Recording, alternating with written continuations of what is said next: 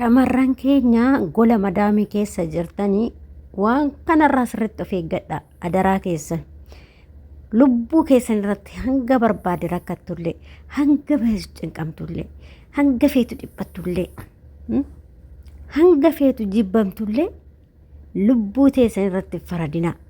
Adaraa obboloota ko, adaraa qima moochee ko, lubbuu teet irratti faradin. Lubbuun tee deebitee bitamuu hin dandeessu. Takkittii deemtu taanaan dhadhaa ibidda bu'e. Dhadhaan ibidda bu'e hin deebi'u. Lubbuun teetis akkasan hin deebitu. Irraa sirriitti of eegaa. Ashamaa akkam jirtu hordoftoota kabajamtoota chaanaala kootii kan biyya keessaa kan biyya alaa bakka jirtanitti nageenyi waaqayyoo isin haa baay'atu. Egaa hordoftoota kiyya warroonni immoo mana kiyyaa haaraa taatan sabskiraaybii gochuudhaan maamila keenya ta'a. Egaa akkuma viidiyoo jalqabaa agartanitti viidiyoon kun kiraarii turre jira. Viidiyoo kana ani kiraarii isaa irraa balleessitan dhaamsa xiqqoo takkan obboloota koo akka kiyyaa mana madaamii keessa jiraniif dhaamsa xiqqoo isheessinii qaba.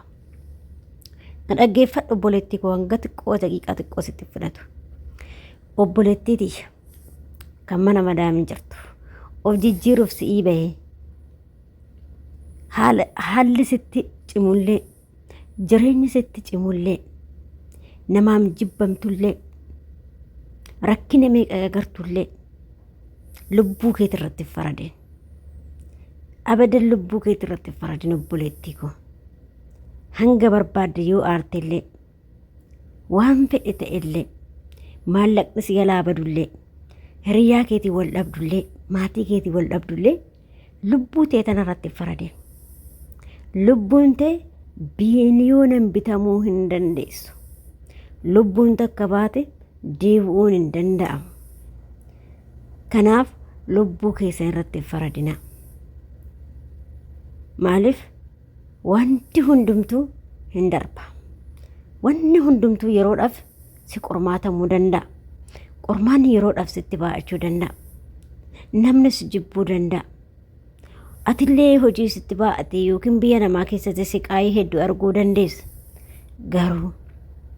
Garuu obboleewwan koo obsuutu furmaata. Obsaa waan isinitti dhufu qormaata sitti dhufu hunduma isaayyuu obsii dabarsi.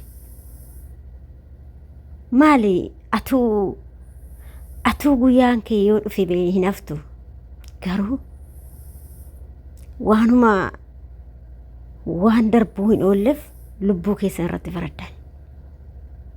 Waan xiqqoo aartaniif lubbuu keessan irratti faraddan. Lubbuun namaa takka deebinaan deebi'uu hin dandeessu. Kanaaf lubbuu teet irratti faradeen.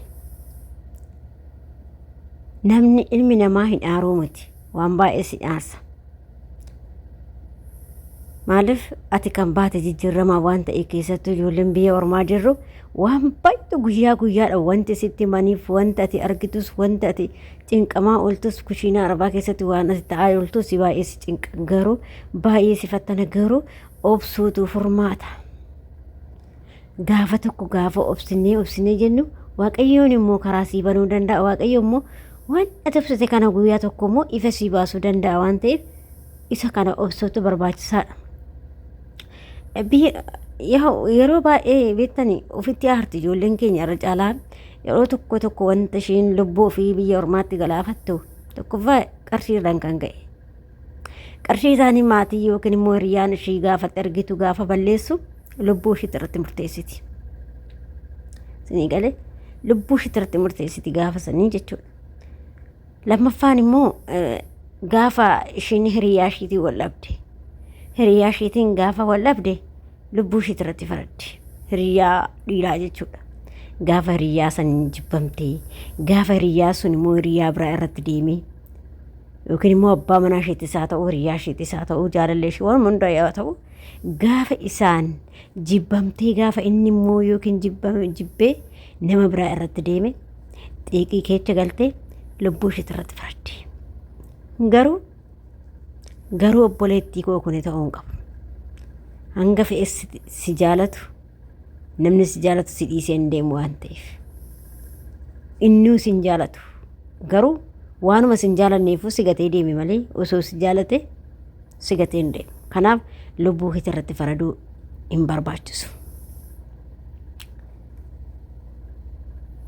Sadaffaanii aarii mana namaatirraa kan ka'e kan ijoolleen keenya lubbuu baasan. Aarii mana namaa, daa'imti mana namaa, hojii mana namaa waa hundi namatti gaafa cime ijoolleen keenya baqa gara waan baqa akka waan lubbuu tanatti faradanii lubbuu fitirratti faradan. Garuu nuti warra firdeetii miti waaqayyotu nu uume lubbuu ta'e waaqayyotu nu baasa jechuudha. Waaqayyotu nuti farda malee isatu nu uume isatu nuti farduu danda'a. Isa lubbuu teenya baasuu danda'a. Garuu nuti hoo akkuma waan lubbuu teenya tana ofii keenya uumnetti of ajjeesuudhaaf wantoota adda addaatiin saaxilamna guyyaa guyyaadhaan. Kanaaf obboloota koo ani dhaamsa isinii qabu sitti cimus jibbamtus hojii sitti cimus qormaanni hundumtu gaafa sitti baa'atu lubbuu keetti irratti faradinii obsii keessa darbi. Waan sitti dhufu hundaa amiin jedhiitii fudhadhuuti keessa dabarta guyyaa tokko. Waaqayyoon immoo guyyaa tokko ifatti si baasa. Waaqayyoon immoo rakkina keessaa guyyaa tokko si kaasa. Namni qoramne, namni fatanaa agarre, namni qormaatan agarre waan guddaatu ba'uu hin danda'u. Kanaaf atillee gaafa qoramtu, gaafa qormaanni gamaa gamanaa sitti baa'atu, gaafa tokko immoo keessa lufuun keenya oolu, garii tokko darbuun keenya oolu. Kanaaf namni qorame waan guddaatti ba'a waan ta'eef obsa qabaadhaa. Indi maali akkam wannaa seetanii dubbuutan waanuma xiqqishuu seetanii moo qarshiin bitamti seetan lubbuun hin bitamtu bar ijoollee lubbuu keessan qarshii hin bittanii bar maaliif lubbuu teetitti faradda kushiinaa arabaa keessa teechi eenyu keetiif daa'ima kee qabdaa daa'ima keetiif lubbuu tee irratti faradda moo eenyu keetiif irratti faradda ofirratti faradina adaraa keessan obboloota kooyi hangam sitti cimus hangam sitti jabaatullee lubbuu teeti irratti faraduu hin deemini jechuudha. Na maaliif obboleewwan keenya yeroo baay'ee aaranii aarirraan kan ka'e kan isa kana raawwatanii akkuma ni qabxii wasinii kaase kana irratti jechuudha. Kanaaf lubbuu tee baraarachuu yaaddi. Bakka wanni badee abadu dhiisaa hin ilaaliniishu waan san ofirraa balleessiyyuu bakka gaafa hiriyaanis gaafa si balleessu iyyeen. Duruma duraa of qoxxobuutu barbaachisaadha waan hundumaayyuu. Ilma namaarraa fagaachuutu baay'ee bareedaadha. Ilmi namaa halaalumatti tola. Ilmi namaa si miidhuudhaan waan baay'ee sirriitti godha. Garuu ati immoo irraa fagaachuu qabda jechuudha. Isinii galee? Kanaaf adaraa keessan hiriyaa badduurraas homa ta'ee homa sitti dhufu qormaata sitti dhufu hundaayyuu obsii keessa darbi. Beekaa yoo obsite waaqayyoon guyyaa tokko sii bana siin jedheera. Namni qoramne immoo waan gaariitti ba'uu hin danda'u waan ta'eef namni qorametu waan gaariitti ba'a. Akkasii isin jedha hordoftoota kiyya. Kuni dhaamsa shamarran biyya Arabaa jirtan hundaaf kan akka kushiinaa madaamii keessa jirtaniif dhaamsi kun kan isinidha. Nagaa ta'a fayyaa ta'a.